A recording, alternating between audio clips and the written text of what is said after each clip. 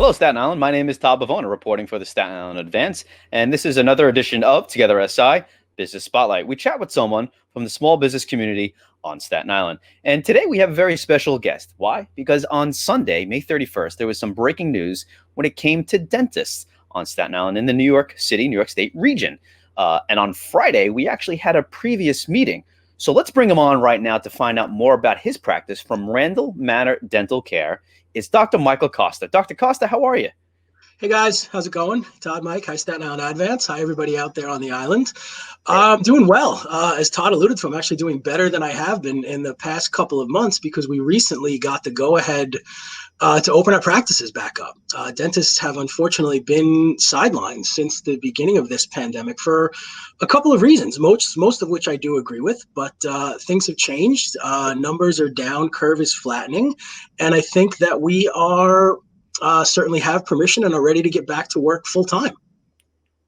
Excellent news for you, your constituents, everyone that's in dentistry on the Staten Island, New York City area. Speaking of you and your employees and your practice, give people a little background on Randall Manor Dental Care, will you, Doc?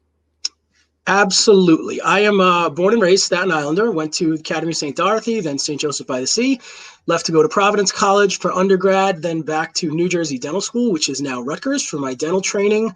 Did 2 years of GPR at Staten Island University Hospital, where I served as the chief resident during my second year. Once I graduated, I took a job teaching there at the clinic and worked for a couple of different practices here on Staten Island until I found a place of my own in June of 2011, which is Randall Manor Dental Care. We're on the North Shore at the corner of Hart Boulevard and Castleton, and I've been there since June of 11. Small family practice, amazing team, and we do as much as we can. We try to do it all. We do a little bit of cosmetic, we do preventative, we do restorative, we do implants, we do Invisalign, so almost everything you can under one roof with me and my team. Litany of services that you've been providing for so long, Doc. Again, thanks for the time today. But let's get to when we originally recorded this interview, and that was Friday, May 29th, probably around in the afternoon. But then 2 days later, the news broke that dentists were allowed to be opened. Wow. Let's go back to that interview on Friday, May 29th that I initially had with the doctor. We waited our turn. I know we're going to be phase 2, and maybe for the city, phase 1 starts in a week or two. So maybe I'm not even opening for another 2, 3, 4 weeks, but I'm going to use that time to make sure that when I can, it is, fully ready to rock and roll and as safe as it's ever been.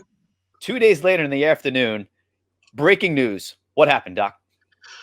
Well, Sunday afternoon, I just finished uncovering my pool and was sitting on my deck with a drink in my hand, planning on at least another 3 weeks home. And the phone lit up, email, text, group chat. All of a sudden, dentistry can open tomorrow morning. So first was, okay, is this real? Was that someone's interpretation of something somebody said? Did this come from the governor? Did this come from the mayor? Did this come from the ADA? Barrage of text messages, barrage of phone calls. Are we really back? To the point where I was looking up the reporter's Twitter account to make sure it had the blue check mark on it. So it turned out we were back. The Department of Health released guidelines, and the governor finally put us back for routine treatment. And I guess just to clarify, we were never fully shut down. We were emergency only. And the reason for that is twofold. One, PPE, personal protective equipment, gloves, masks, gowns, all those things that people were clamoring to get needed to go to hospitals. And we certainly stepped aside and made sure that they did. We stopped ordering for ourselves. We donated, myself and members of the Richmond County Dental Society donated from our own stock to hospitals. And we did what everybody else did. We stayed home and we flattened the curve. And now that numbers are down and we know more than we did, it is certainly safer to get back out there as much as is permitted, and certainly safer to get back to the dentist. And I think in a little bit, we'll talk about some of the reasons why. Yeah, I wanted to dive in absolutely with you get this news Sunday. You're just finishing your beverage and it's like, whoa. And I find initially you have to find out that the source is right first. And then Monday hits, you're hitting the ground running, trying to open up again. What did that process involve? And we touched on this on our first recording on you're already doing a lot of sanitizing and protective gear as is. But now you have to put that into high gear. Explain to the audience what you needed to do in this past week. Throughout the pandemic, my team and I have been meeting through Zoom just to do weekly check-ins, staff meetings, following the news, taking continuing ed credits, and finding out sort of what is the new normal for us? What do we need to do to keep our patients safe? And I've always said this, dental offices are as good as it gets as being sterile. And if you've ever been to mine, you know it's as clean as can be. However, we even needed to make some changes. The waiting room is been socially distanced. Chairs are 6 feet apart. We're avoiding using that at all if we can. Patients will check in over the phone. Patients are going to be pre-screened with a series of health questions to make sure it's safe for them to treat. Everyone's going to get their temperature, everyone's going to get their temperature taken with an infrared thermometer to make sure they are symptom-free. We have hospital-grade HEPA filters installed in all the rooms to make sure that the air is cycling constantly. We've upped the frequency at which we clean all the high-touch areas, doorknobs, pens. So a lot of changes. Things will look different. Things will feel different. Bear with me, bear with us, because it may take a little longer than it used to. But the bottom line is everything that we can do to make this as safe of a visit as possible is what we've been prepping for the past couple of weeks. When do you foresee yourself and others getting back online? Real quick. People were open as early as Monday. I really needed to sort of go over the guidelines, cross all the I's, dot all the T's. I said that backwards.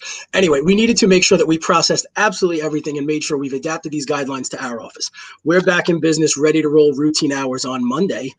People that were ready to roll as early as this past Monday. Some people started Monday morning. Some people started Wednesday. Wow. Some people got caught in the middle of a renovation and have to wait a couple of more days. So I'm happy that we're back. I'm happy that everyone is taking this seriously, and I'm happy that it's going to be safer than ever at the dental office, as it should be. Excellent news for you, your employees, your clients, and for everyone who's looking to get dental work done on Staten Island. Dr. Michael Costa from Randall Manor Dental Care. Thanks so much for the time. Thank you, guys. I really appreciate it. We'll see you all soon. All right. Wow. So really cool that we had that interview on the 29th. A couple days later, world gets turned upside down. So happy for him and everyone in the Dentalist Society. Get right back to work. That's what we need, right? Thanks so much for joining us today on this edition of Together SI Business Spotlight, reporting for the Staten Island event. My name is Todd Bavona. We will see you next time.